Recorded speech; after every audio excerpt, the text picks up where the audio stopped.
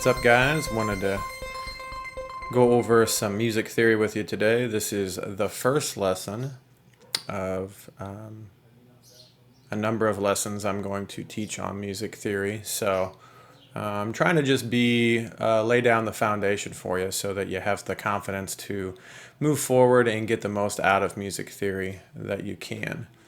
And it's important to know that music theory is a tool and it is very useful. I'm not going to really spend much time trying to convince you to dive into music theory. I assume you're already interested at this point, so I'm just going to go ahead and get started. And the number one thing you want to know to get started with music theory is the note names and the order of the names.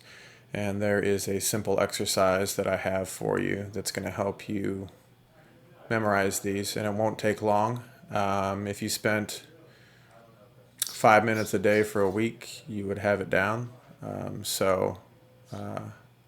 just get at it here. So first of all, you need to know the names of the notes. There are 12 notes in one octave, and some notes have two names, so that's the tricky part.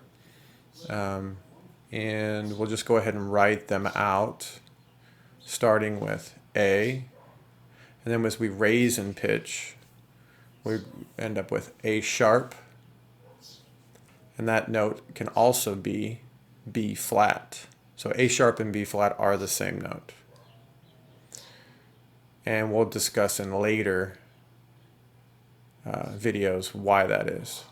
But the next note is B, then C, then we have C sharp, which can also be called D flat, then we have D, then we have D sharp, also called E flat, then we have E, F, F sharp, which is also referred to as G flat sometimes, G, G sharp, which can be referred to as A flat, and then back to A.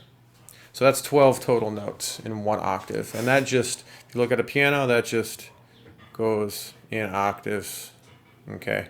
So now, how do we make sure? It's one thing to know those, to write them down and to know them, but I want you to be able to recall them very quickly and naturally with just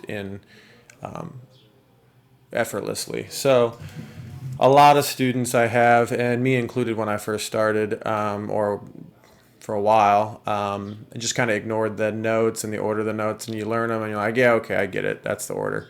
But to really own them and to really be able to recall them quickly is going to help you in understanding music theory, and this is just building a strong foundation. So the exercise is we have 4 different ways we can memorize this octave. We can go ascending in pitch using only sharps. We can go ascending in pitch using only flats. We can go descending in pitch using sharps and descending in pitch using flats. So you'd say them out loud. For example, for the sharps, A sharp, B, C, C sharp, D, D sharp, E, etc. And then backwards, if you have them written out, you'd be able to see, study it for a little bit, but the real killer exercise is going to be the metronome. So I'm going to set my metronome at 60 beats per minute.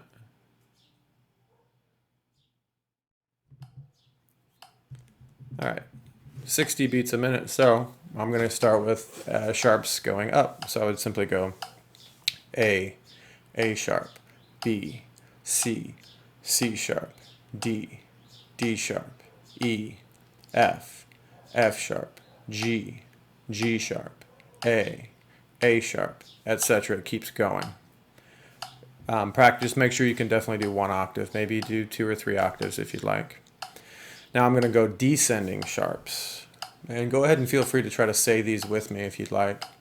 Starting on A, G sharp, G, F sharp, F, E, D sharp, D, C sharp, C, B, A sharp, A.